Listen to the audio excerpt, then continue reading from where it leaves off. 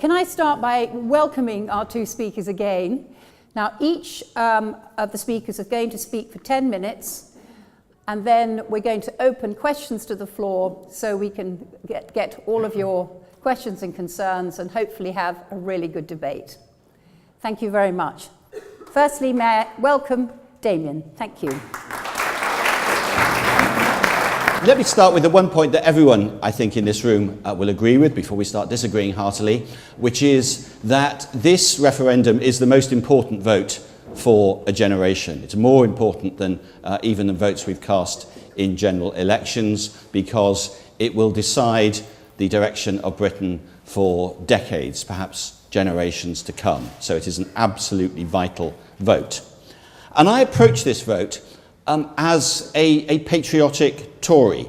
I want to see what is best for Britain and the British people, what is best for projecting Britain's influence in the world, because I believe, as a patriotic Tory, that we are a force for good in the world, that democracy, the rule of law, the free enterprise economy is absolutely what is good, not just for the British people, but which we hold up as a beacon to people all around the world. And I want to encourage all of that.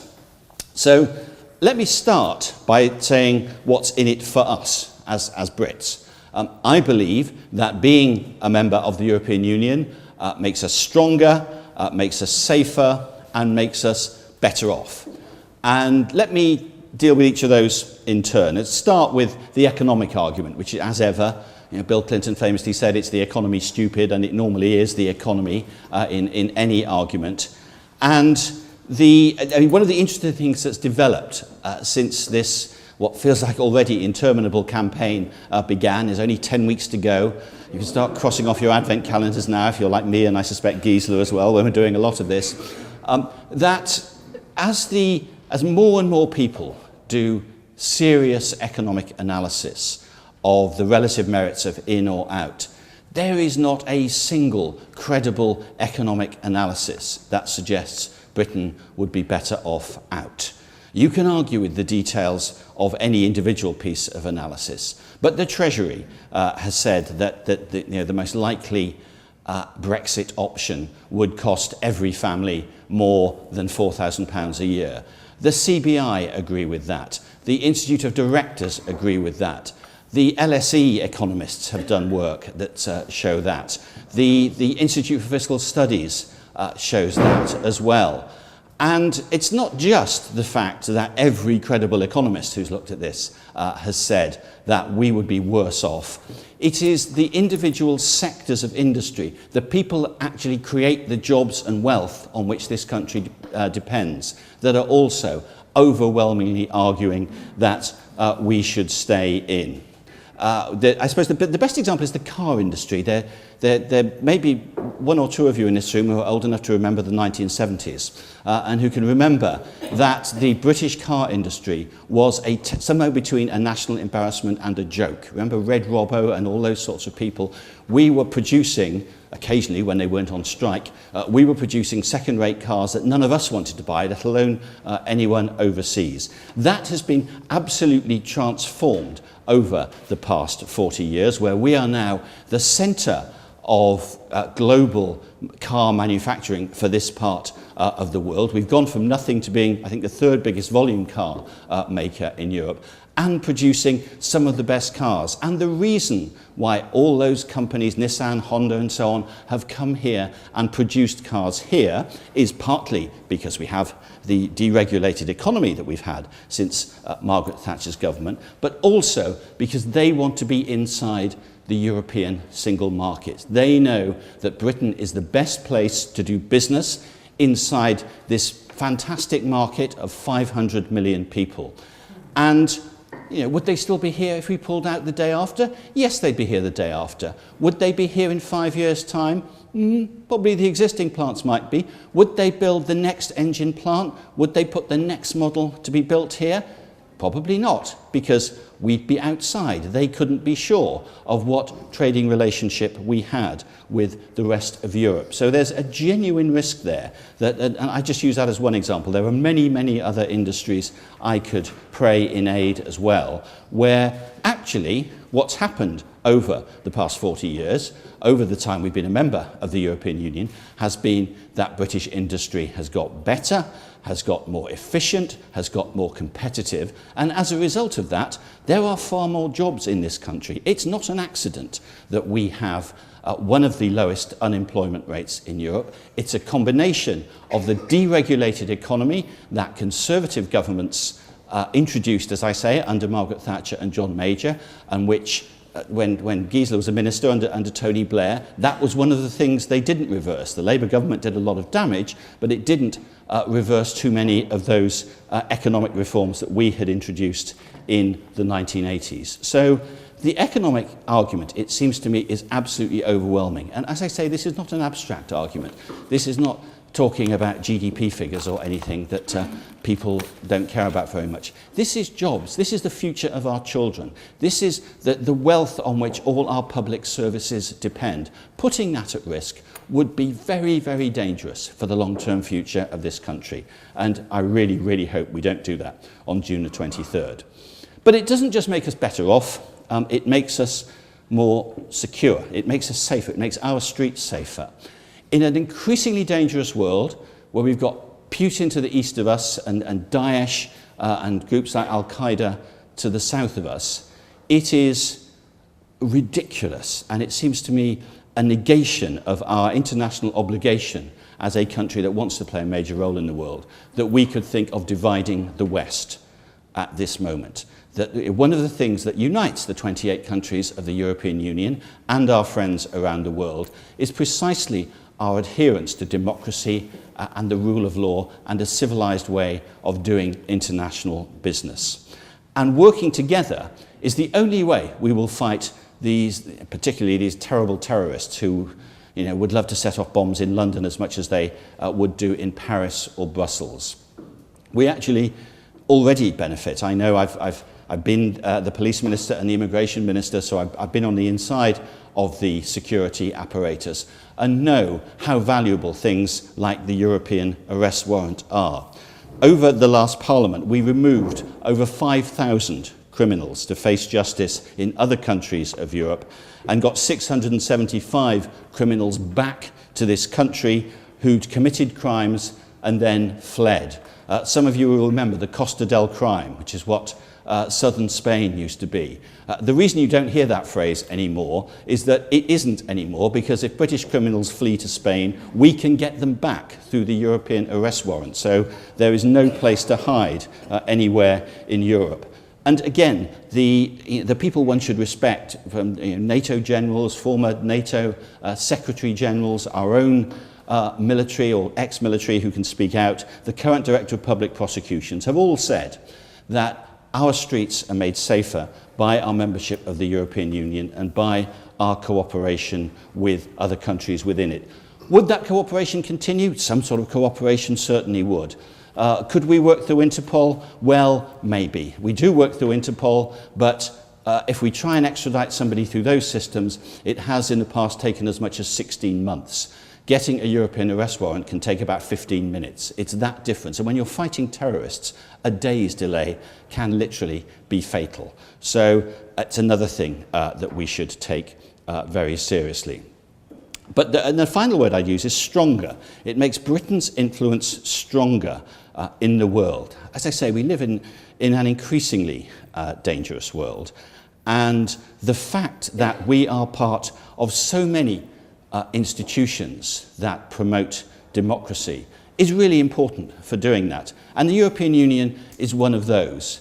We wouldn't consider breaking up the Commonwealth, particularly not perhaps today on the Queen's birthday, when she's devoted so much of her life to strengthening this tremendous tie between countries that need to be democracies. That's one of the qualifications for being in the Commonwealth, and there are countries that drift in and out of membership. The same is true of the European Union. We insist that everyone in there has to be a democracy as well, and that helps the spread of democracy around the world. And we can feel idealistic about this. Britain plays a leading role in all these institutions that spread democracy around the world, and that in itself makes us one of the great patrons of democracy for which we should be proud. And again, you just have to look at who is on either side of the argument. Everyone, from President Obama, who's coming over tomorrow to make this point very clearly, but also our friends in Australia and New Zealand and India, the other great Commonwealth democracies. America sadly no longer is, having broken away some centuries ago, but all the great democracies of the world are urging us to stay in. Up to now, at this point in this speech, I've always made the point there's only one person who wants us to get out, and that's Vladimir Putin. And I don't want to be on the same side as him. I have to correct it and update that, because there are now two famous foreigners who want us to get out. One is Vladimir Putin, and the other is Marine Le Pen, who runs a thoroughly nasty party in France. The National Front there is anti-Semitic, racist, and altogether. I mean, they're so bad that Nigel Farage refused to join their group in the European Parliament, even though one of his MPs has defected to them. So across the board, it seems to me that the idealistic, future-looking approach is to stay in. As a patriotic Tory, I'm proud that in my lifetime we've emerged from being the sick man of Europe to being one of its strongest performers. And we have done that as members of the European Union. But as a final point, it's often said, why is the inside less idealistic? I can see, that the outside talks about, Britain strong and free, and we need some idealism as well. And so let me finish with where I think that idealism actually lies. The first is a small anecdote from my first ever ministerial trip to a European council. I went to the Home Affairs Council, and it was in part unutterably tedious.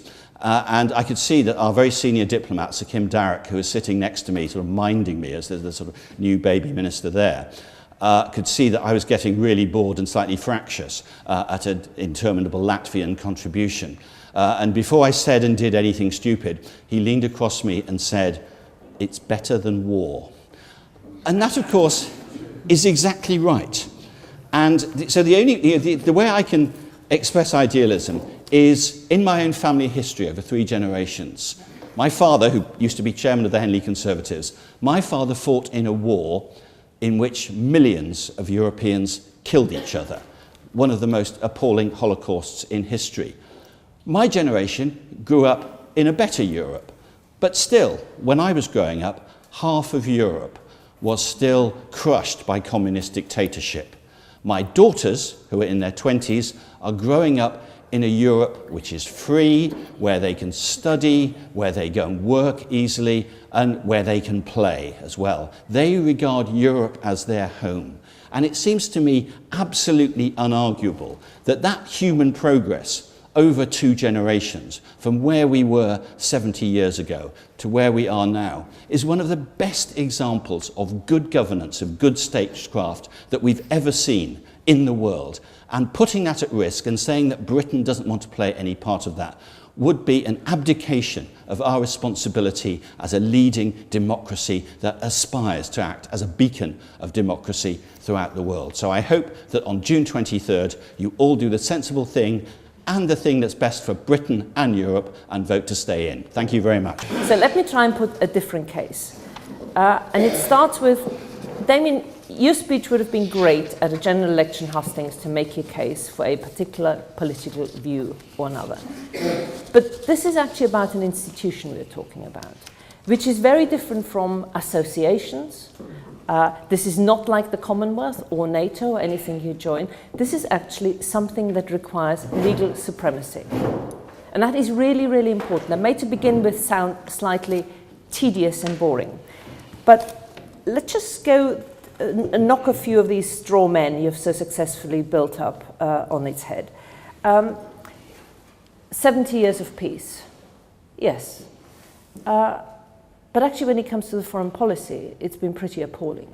You know, how many people got killed when Yugoslavia broke up and the European Union stood by, wrung its hands, did absolutely nothing, and it actually required the United Kingdom, with the support of the Americans, to intervene before anybody did anything. So the next time someone says the European Union has given us 70 years of uninterrupted peace on the continent of Europe, I just say, what did we do in Yugoslavia? It wasn't terribly wonderful.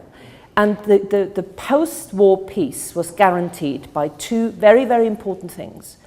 It had what was then the common market, which was meant to provide the economic stability, and had the transatlantic, the NATO alliance, which was providing the military safety net.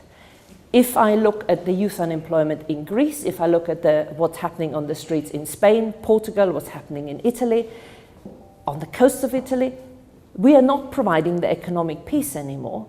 The European Union is not doing that, is not providing the stability.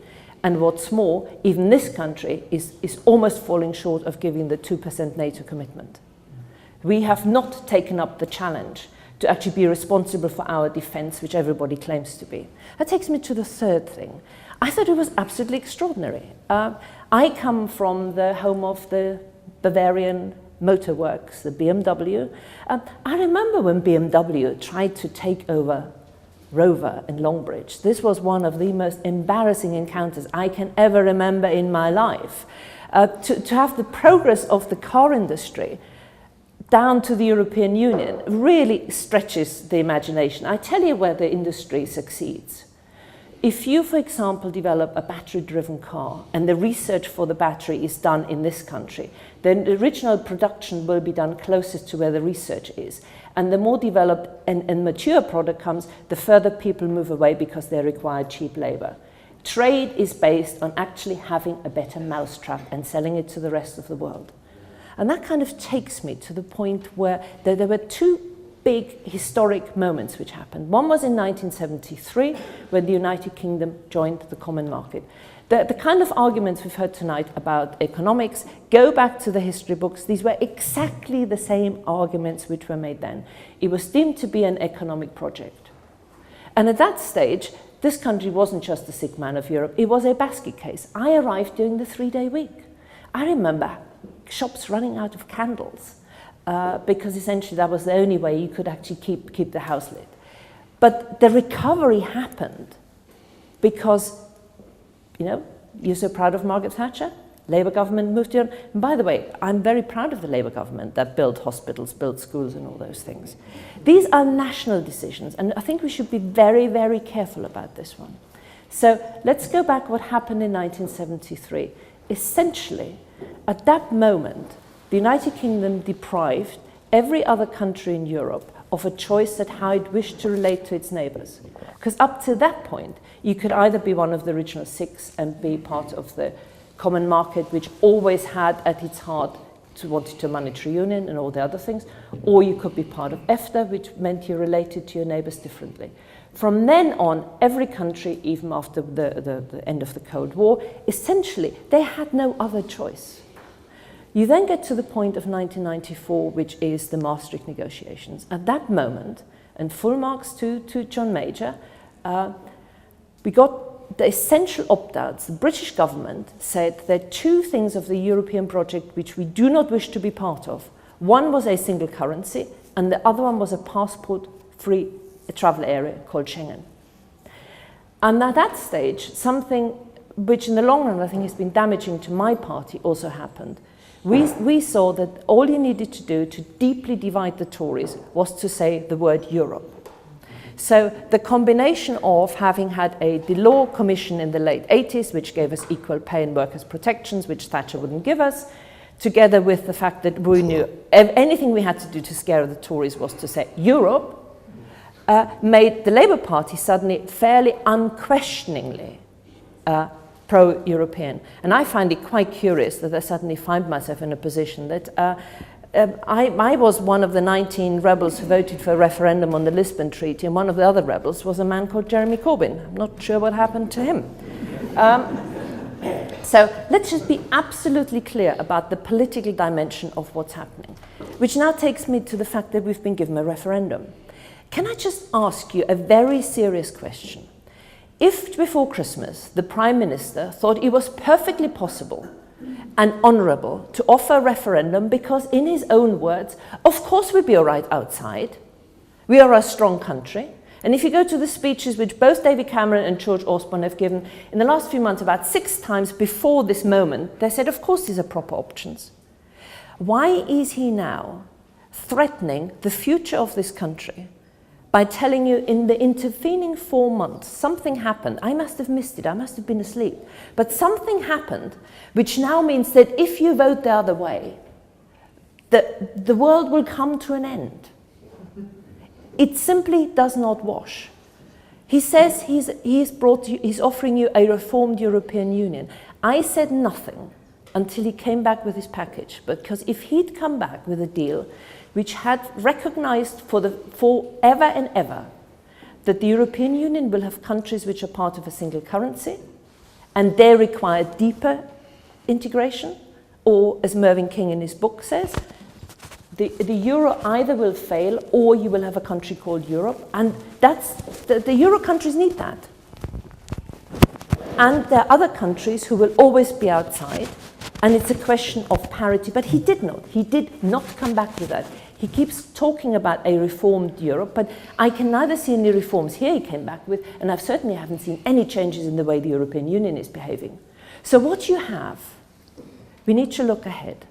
What is certain? Now, first of all, these kind of predictions about that in 14 years' time you're going to be, the economy will have grown that much less, so you will be 4,500 worse off. Well, I find it extraordinary. George Osborne hasn't been able to forecast the economy in the last 9 months. He had to revive it about 3 times time. So, congratulations, he can now look 14 years ahead. But there are some things which are certain. And that is, A, those countries in the Eurozone need deeper political integration. B, we know how this is going to happen. In 2015, the 5 presidents' reports spells it quite clearly out what they need to do in 5 years, 10 years, 15 years' time. You need a European finance ministry. You need a political structure.